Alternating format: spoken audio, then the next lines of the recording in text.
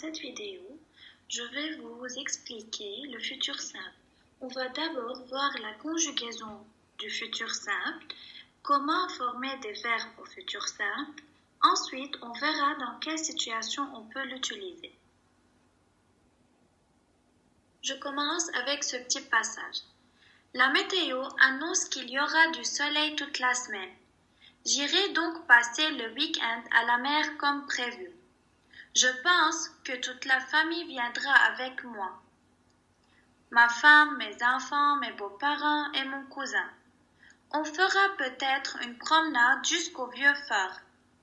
Si toute la famille est en forme, on montera les 350 marches du phare pour admirer la vue.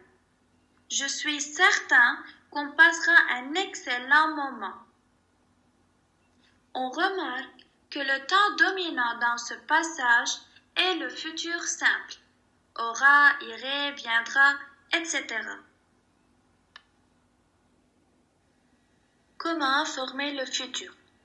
Pour les verbes du premier et deuxième groupe et beaucoup de verbes du troisième groupe, c'est-à-dire pour les verbes qui se terminent en ER et IR, il suffit d'ajouter les terminaisons du futur à l'infinitif du verbe, c'est-à-dire on garde l'infinitif du verbe et on ajoute les terminaisons. Quelles sont les terminaisons du futur? Avec je, AI. Avec tu, AS. Avec il, elle, on, A. Avec nous, ONS. Avec vous, EZ. Avec il et elle, avec S, ONT. Je prends comme exemple le verbe finir. Je finirai AI. J'ai gardé l'infinitif du verbe finir et j'ai ajouté la terminaison AI. Tu finiras AS. Il finira A. Nous finirons ONS. Vous finirez EZ. Il et elle avec S finiront ONT. Pour les verbes qui se terminent en RE, il faut supprimer le E avant d'ajouter les terminaisons du futur. Par exemple, le verbe dire, c'est un verbe du troisième groupe qui se termine en RE. Avant de conjuguer ce verbe au futur, je dois enlever le E, donc le radical de ce verbe devient DIR. J'ai supprimé le E. Puis j'ajoute les terminaisons du futur. Je dirai AI, tu diras AS, il dira A, et ainsi de suite. Les verbes en YER changent le Y en I devant un E muet. Par exemple, le verbe appuyer, c'est un verbe qui se termine en YER. Au futur, j'appuierai IERAI. Le verbe irrégulier et le futur. Certains verbes sont irréguliers au futur simple, c'est-à-dire qu'ils ne se forment pas à partir de l'infinitif, mais ils conservent les mêmes terminaisons que le futur simple des autres verbes. Ces verbes ont un radical irrégulier. Je cite quelques verbes. Aller, j'irai, voir, je verrai, vouloir, je voudrais, faire, je ferai, avoir, j'aurai, être, je serai, venir, je viendrai, savoir, je saurai.